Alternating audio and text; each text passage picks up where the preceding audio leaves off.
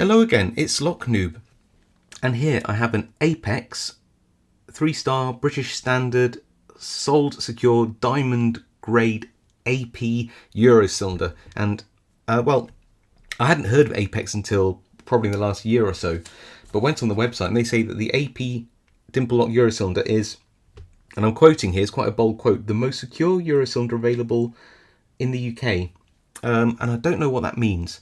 Is it available as in you can't buy a more secure one? Is it that you can't buy a more highly rated one? Is it that you can't buy a more secure one made in the UK? I'm not sure, but it's a pretty bold thing saying that they're the most secure Euro cylinder available in the UK. Anyway, you see there's an external side and an internal side. Normally you try to pick the external side. It often has more anti-drill and sometimes in some locks different pinning depending on the internal and external side, so with the high security on the external side. I've removed some of the pins here to see whether I can separate these two halves. So I'm going to have a go at that before I pick it, just to try and get these apart so I can gut it. I can already see some anti-drill between pins 1 and 2 here, and you can also see there's only 5 pin chambers. Looking at the key, which works very well, by the way, we can see that we've got sliders as well as 5 pins and quite reasonable bitting, if I have to say so myself. Okay, so I'm going to cut away, try to separate these two lock halves the best I can. It took me ages to tap these pins out and see if we can get around to picking and gutting it. All right, give me 2 minutes to see if I can separate these two sides. Okay, so I've had a go at trying to do this. I can only seem to pry open this end, and this end seems to be acting tight. In fact, you can see that the cam is not moving as freely, and if I try to push this back together, if I can, 2 secs, like that, then the cam frees up. I can't move it past this point, and it made me think that I might have to drill these pins out here. There isn't a way to tap them out, and I don't have a pillar drill to do that. I've also picked this and tried to gut it from the front, and it won't allow me to do that either. So I get a slightly more wobbly cylinder with the pins out, but I can't remove this side at all to gut it. I can only think that something's going on here whereby this whole chamber is somehow attached to, or this whole side is somehow attached to the cam in the center of this anti-snap portion. The anti-snap will extend into either side of the lock by a centimetre, sometimes even more. I won't be able to tell, but it looks like we won't be able to gut this. Probably still worth having a little pick of it. So we're in the vise. It's a shame we won't be able to gut this, and the pins are made a bit more wobbly than it should be, but we'll work with that. It might make it more difficult to pick, actually. Then we've got my favourite flat flag, this Honest Dongshi flat flag. Then I've got a broken Peterson pick, which I'm hoping the tolerances aren't that good. I should be able to rock these sliders open. And a very thick, well, tension tool from multi-pick, because it just gives me some really bold tension on this lock. It'll be quite firm with it.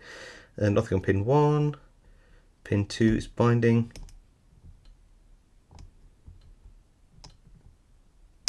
The pins are slippy, but we've set that one. Nothing on 3.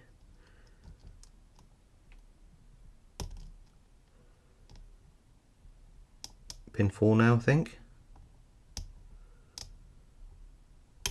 Nice click on pin 4.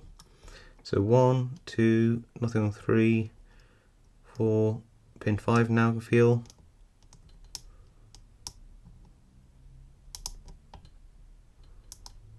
Again, it's very slippy, these pins here, but I'm hoping that I'll be able to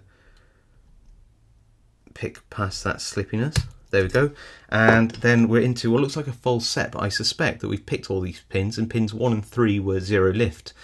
They're going to lighten the tension up, put this broken pick in here, and just rock these. See that movement? Those sliders, and just stroke them as well. So you can rock them like this and stroke them, and we're open. There you go. That easy. So that really wasn't a particularly tough pick at all. I don't know what they're saying about the most secure Euro cylinder available in the UK. I just don't know what that claim means, actually, but it's a pretty simple. Well, this one example that I have, that's all I can say, is a really rudimentary pick once you know what tools to use. It did take me, when I first got this lock, probably about 10 minutes to find the right tensioner and find which is the right flag for this. But now I do know what the right tools are to pick this lock. Once I got that right combination, it really wasn't that hard the first time, and it just sort of gets easier the more you pick it naturally. So I picked this a few times off camera as I was messing around with trying to see if I can gut it and do all those kind of things, which I just can't. But yeah, it's very odd. 3-star British Standard, sold secure diamond grade lock, and a reasonably experienced picker like myself can pick it in under a couple of minutes. Yeah, surprising I think is the word, but not unusual for a lock like this with only 5 pins and a few sliders. So I thought I'd give it another pick. It did pick very fast last time. I thought I'd give it another chance, see whether it is more difficult this time. It might be easier because I know the binding order roughly, but anyway, we'll see. 1, pin 2's binding definitely. Pin 2, nothing on 3, pin 4 now, pin 4, pin 5, into that set, go in with this broken pick, see whether I can just jiggle these sliders.